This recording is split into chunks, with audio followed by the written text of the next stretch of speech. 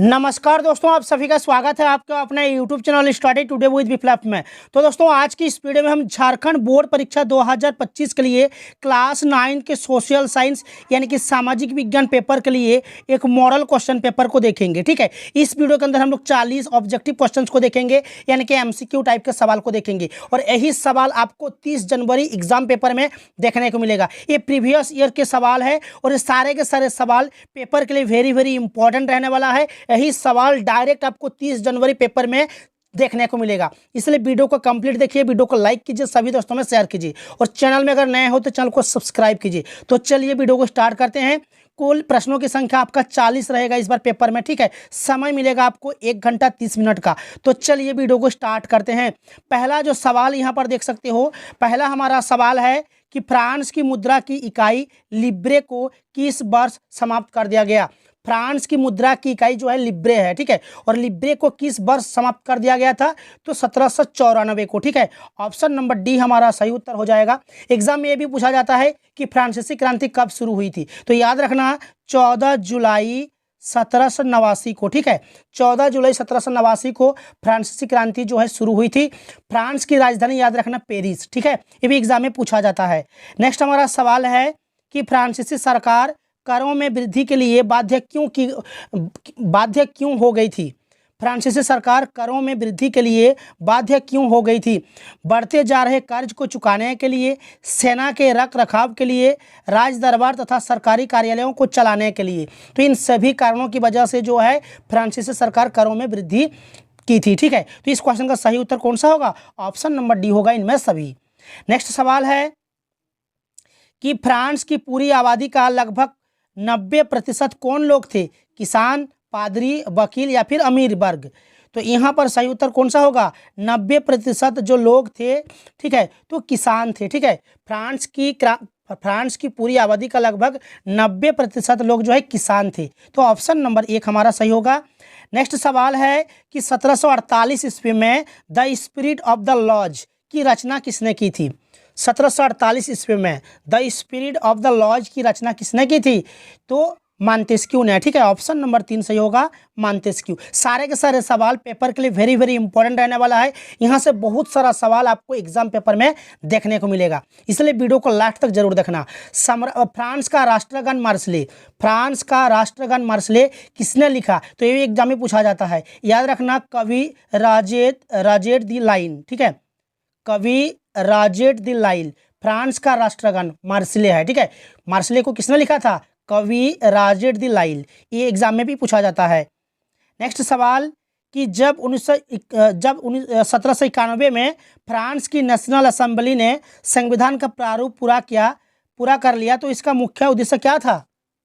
सम्राट की शक्तियों को सीमित रखना, मतदान के अधिकार को छीन लेना, पुरुष और नागरिकों के अधिकार घोषणा पत्र को समाप्त कर देना, या इनमें सभी। तो यहाँ पर ऑप्शन 1 सही होगा। ठीक है, सम्राट की शक्तियों को सीमित करना, ऑप्शन नंबर 1 सही हो जाएगा। ठीक है, नेक्स्ट हमारा सवाल कि फ्रांसीसी उपनिवेशों में कौन सी प्रथा का उन्मूलन जैकोबिन शासन के क्रांतिकारी सामाजिक सुधारों में से एक था। फ्रांसीसी उपनिवेशों में कौन सी प्रथा का उन्मूलन जैकोबिन शासन के क्रांतिकारी सामाजिक सुधारों में से एक था। दहेज प्रथा, दास प्रथा, जाति या फिर सती प्रथा। तो इस क्वेश्चन का सही उत्तर हो जाएगा आपका दास प्रथा, ऑप्शन नंबर 2। नेक्स्ट सवाल कि निम्न में से कौन यूरोप में ऐसा राष्ट्र चाहते थे जिसमें सभी धर्म को बराबर का सम्मान और जगह मिले। निम्न में से कौन यूरोप में ऐसा राष्ट्र चाहते थे जिसमें सभी धर्मों को बराबर सम्मान और जगह मिले। उदारवादी, क्रांतिकारी, समाजवादी या फिर राष्ट्रवादी। तो सही उत्तर हो जाएगा उदारवादी। ठीक है, ऑप्शन नंबर 1।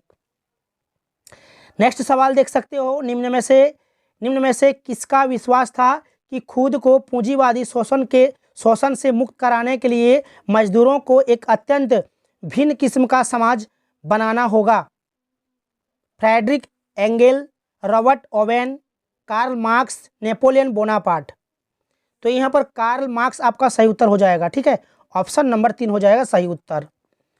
नेक्स्ट सवाल है कि फिनलैंड, लातविया, लिथुआनिया, एस्टोनिया तथा पोलैंड के कुछ हिस्से किस साम्राज्य के अंग थे? तो ये रूसी साम्राज्य के अंग थे। ठीक है, रूसी साम्राज्य के अंग याद रखना। नेक्स्ट हमारा सवाल है कि मार्क्स के विचारों को मानने वाले समाजवादियों ने 1898 में किस पार्टी का गठन किया था? तो याद रखना, Russian social democratic workers party. ठीक है, ऑप्शन नंबर 2 सही होगा। 1914 में दो यूरोपीय गठबंधनों के बीच युद्ध छिड़ गया। एक खेमे में जर्मनी, ऑस्ट्रिया और तुर्की थे। दूसरे खेमे में कौन कौन से देश थे? तो दूसरे खेमे में फ्रांस, ब्रिटेन और रूस थे। ठीक है, एक खेमे में जर्मनी, ऑस्ट्रिया और तुर्की, और दूसरे खेमे में फ्रांस, ब्रिटेन और रूस। ठीक है, नेक्स्ट हमारा सवाल कि पूर्वी देशांतर रेखा जो भारत की मानक एवमोत्तर रेखा मानी जाती है, पूर्वी देशांतर रेखा जो भारत की मानक यामोत्तर रेखा मानी जाती है, वह भारत के किस राज्य और शहर से होकर गुजरती है? तो याद रखना, उत्तर प्रदेश से होकर गुजरती है, मिर्जापुर शहर से होकर। ठीक है, तो उत्तर प्रदेश मिर्जापुर आपका यहाँ पर सही उत्तर हो जाएगा। नेक्स्ट सवाल कि पश्चिम में यूरोपीय देशों और पूर्वी एशियाई देशों को कौन सा सागर मिलाती है? तो हिंद महासागर मिलाती है। ठीक है, हिंद महासागर आपका सही उत्तर हो जाएगा, ऑप्शन नंबर 3। भारत की भूमि की सीमाएं उत्तर पश्चिम में किस देश के साथ जुड़ी हुई है? भारत की भूमि की सीमाएं उत्तर पश्चिम में किस देश के साथ जुड़ी है? तो पाकिस्तान और अफगानिस्तान। ठीक है, पाकिस्तान और अफगानिस्तान आपको याद रखना है, ऑप्शन नंबर 1। नेक्स्ट हमारा सवाल कि सतलुज और सिंधु के बीच स्थित हिमालय के भाग को किस नाम से जाना जाता है? सतलुज और सिंधु के बीच स्थित हिमालय के भाग को किस नाम से जाना जाता है? तो याद रखना, पंजाब हिमालय हो जाएगा। यहाँ पर पंजाब हिमालय आपका सही उत्तर हो जाएगा, ऑप्शन नंबर 2।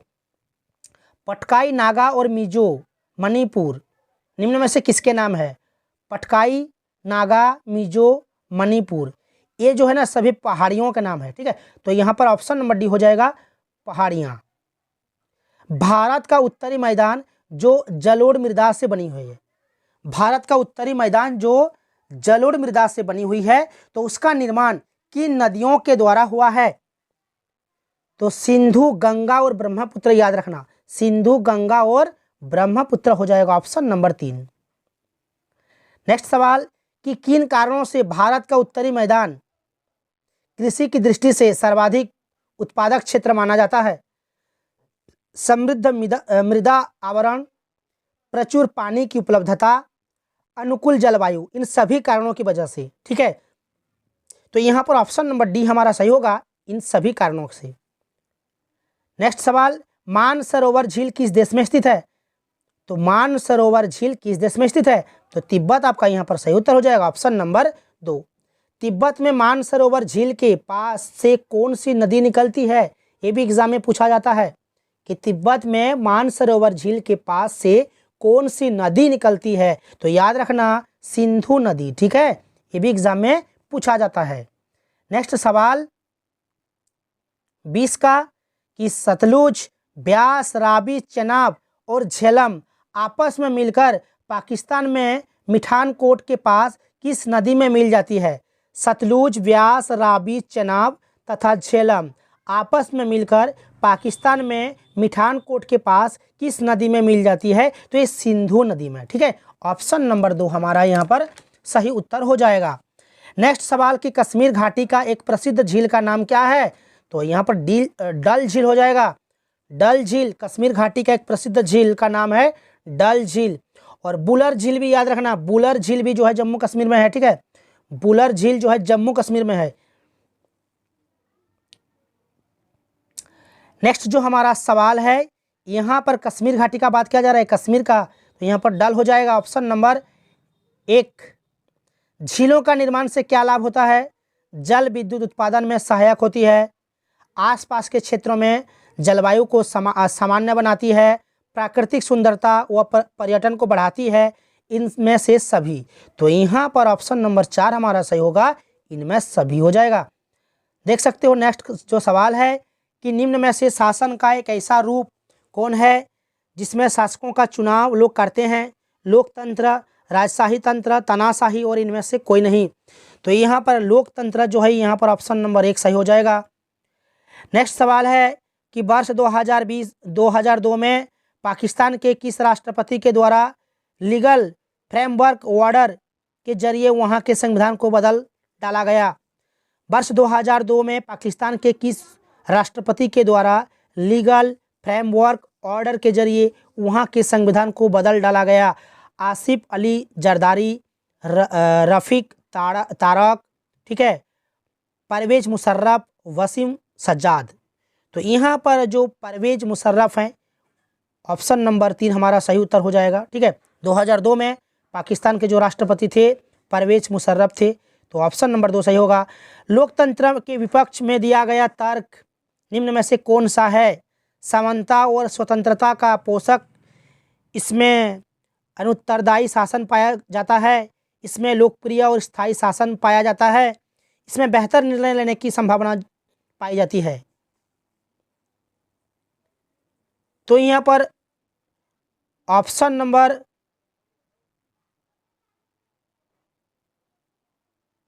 यहाँ पर 2 सही उत्तर हो जाएगा। ठीक है, इसमें अनुत्तरदायी शासन पाया जाता है, ऑप्शन नंबर 2 सही होगा।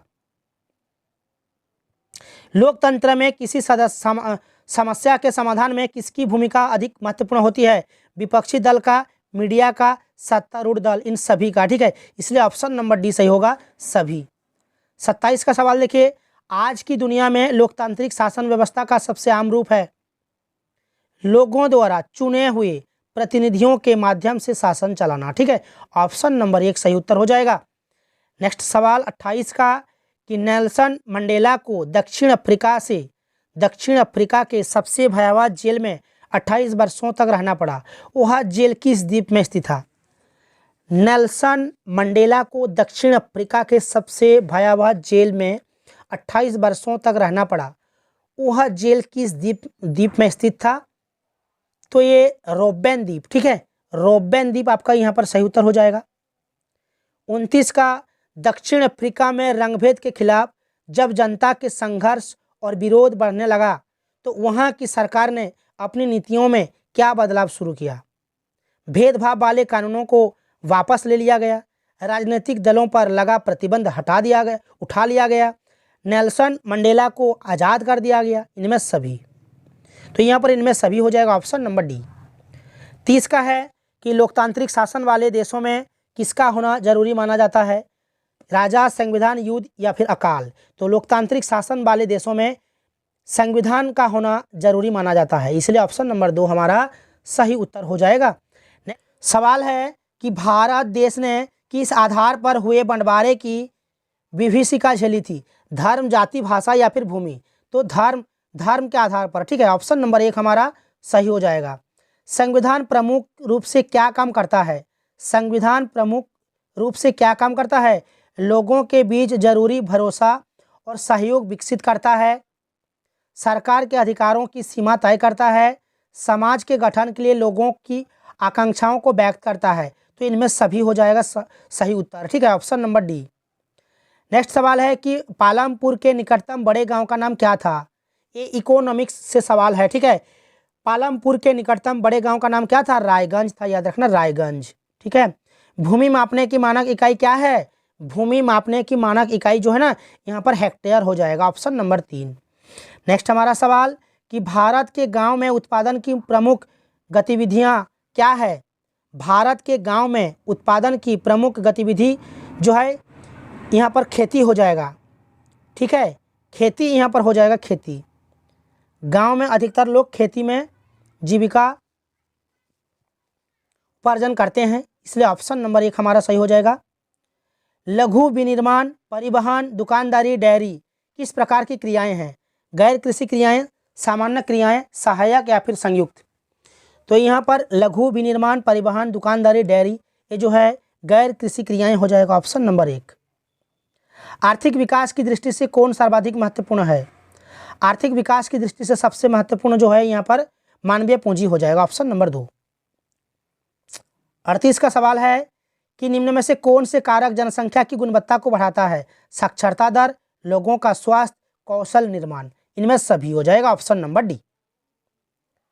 39 का है कि ऐतिहासिक और सांस्कृतिक कारणों से परिवार में महिलाओं और पुरुषों के बीच किसका विभाजन हुआ रहता है? भूमि का, आय का, श्रम का या फिर संपत्ति का? ऐतिहासिक और सांस्कृतिक कारणों से परिवार में महिलाओं और पुरुषों के बीच किसका विभाजन हुआ रहता है? तो श्रम का। ऑप्शन नंबर 3 हमारा सही उत्तर हो जाएगा। लास्ट जो हमारा सवाल है कि किस प्रकार की जनसंख्या अर्थव्यवस्था पर बोझ होती है? निरक्षर और वस्वस्थ, साक्षर, स्वस्थ, कौशल निर्माण इनमें से कोई नहीं। तो इस क्वेश्चन का आंसर सभी को कमेंट बॉक्स में देना है। किस प्रकार की जनसंख्या अर्थव्यवस्था पर बोझ होती है? इस क्वेश्चन का आंसर सभी को कमेंट बॉक्स में भरना है। अब तो आज का वीडियो कैसा लगा आप लोग कमेंट्स जरूर कीजिए, वीडियो को लाइक कीजिए, शेयर कीजिए और आगे के वीडियोस देखने के लिए हमारे चैनल में जुड़े रहने के लिए चैनल को सब्सक्राइब करके रखिए। तो मिलते हैं नेक्स्ट वीडियो में।